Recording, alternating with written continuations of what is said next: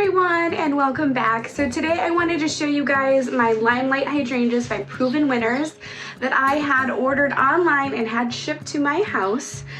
We ordered these hydrangeas back in I think February.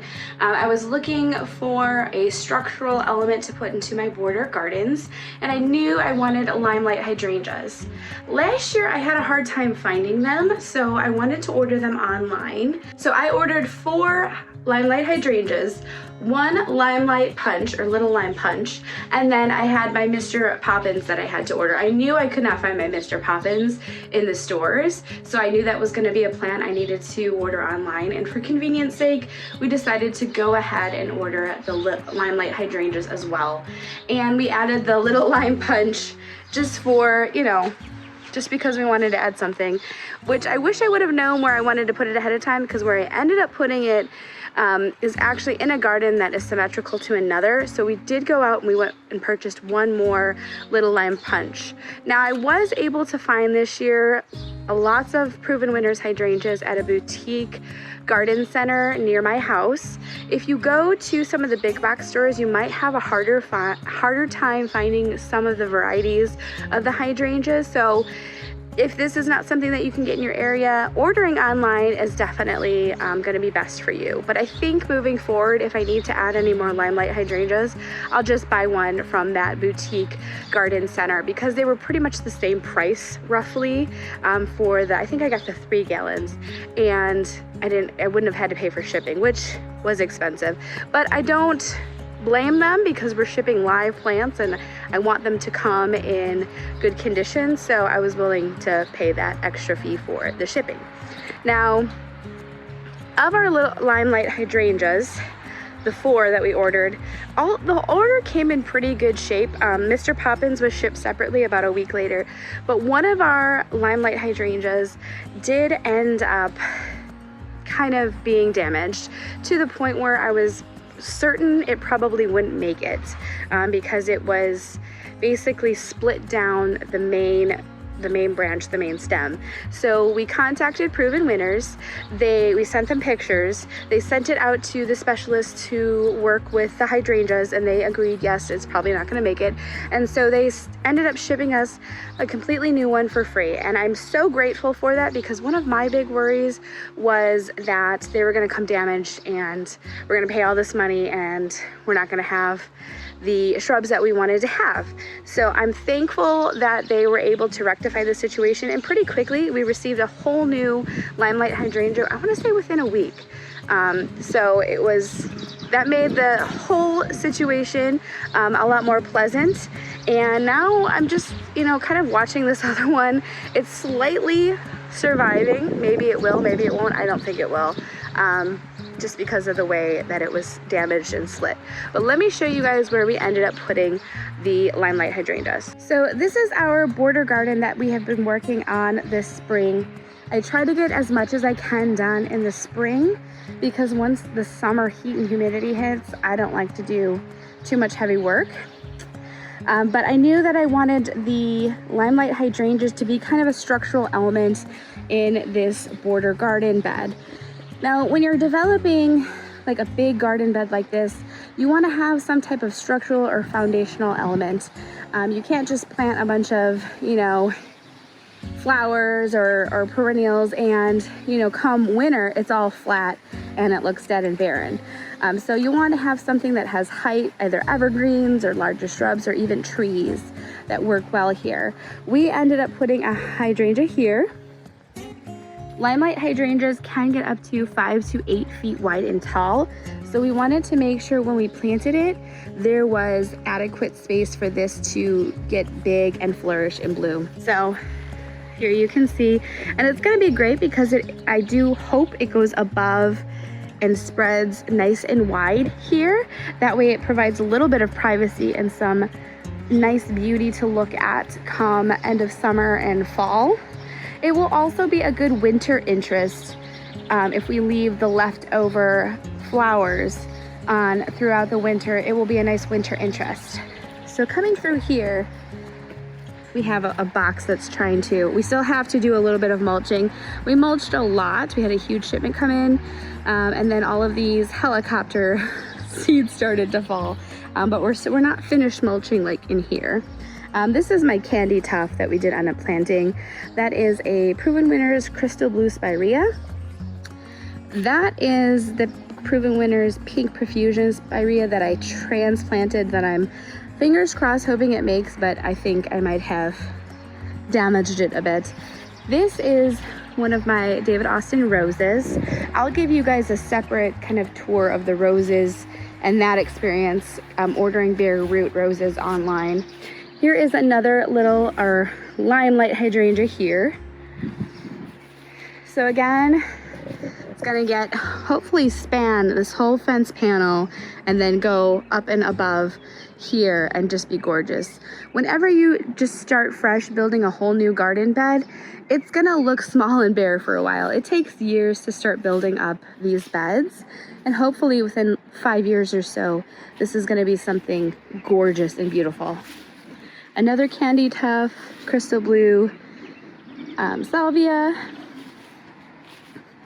This is another one of my David Austin roses, protecting it from the bunnies, although the bunnies have not been munching at the roses this year, so that's good.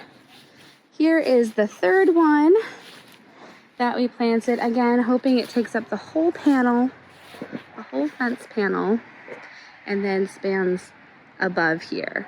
So it's gonna be big and beautiful. So we're kind of cautious on what we're planting in here now.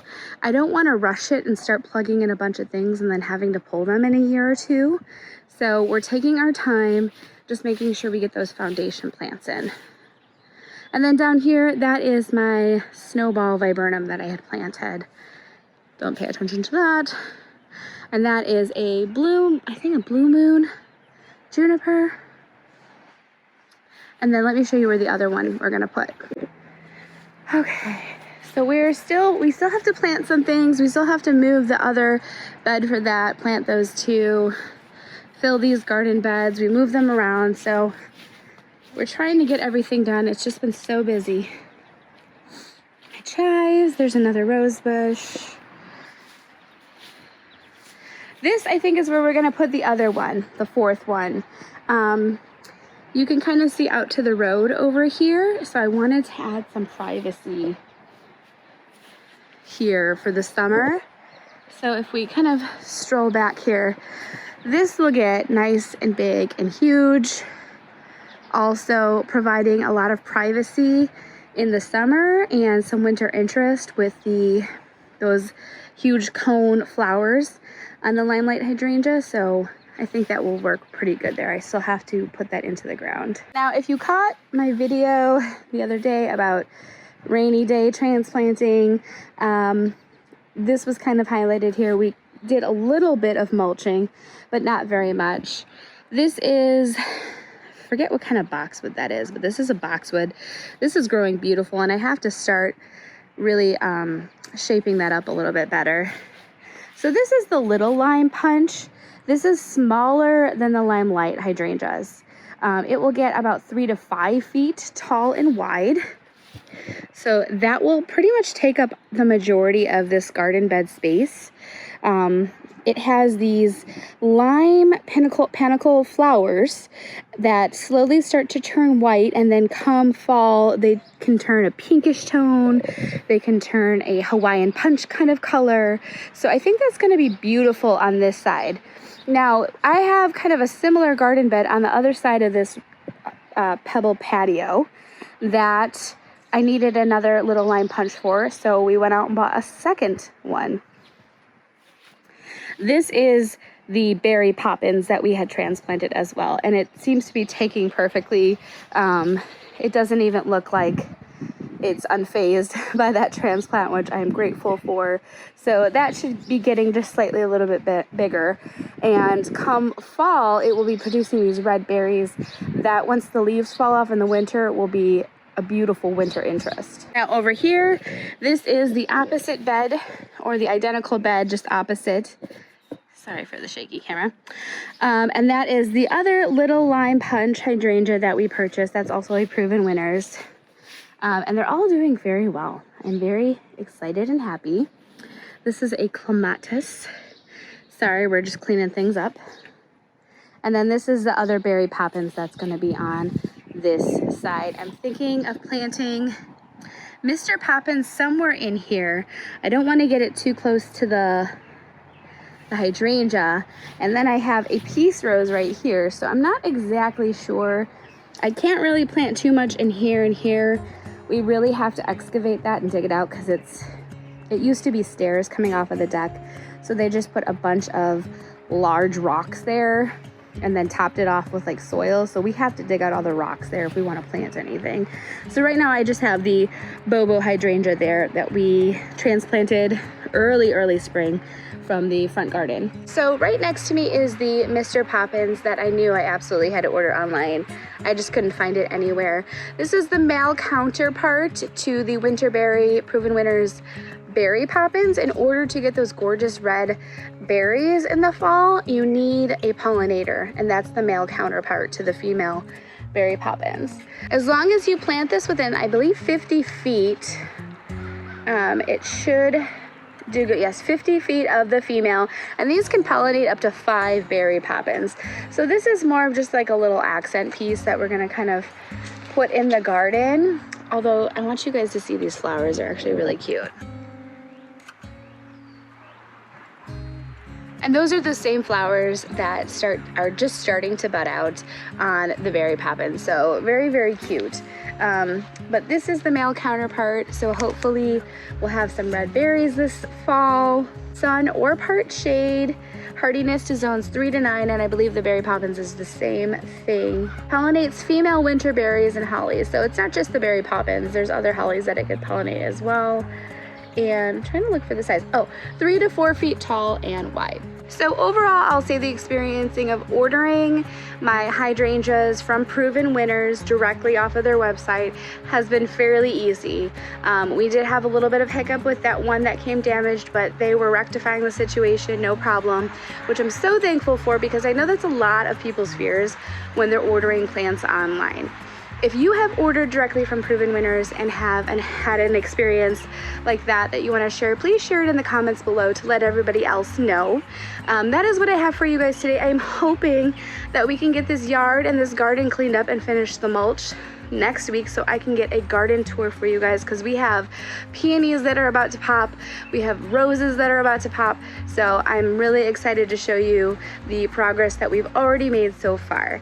If you like this video, make sure you give it a thumbs up and consider subscribing to our channel and following along on this journey as we add more to our garden bed throughout this year and just enjoy the beauty that it's going to bring.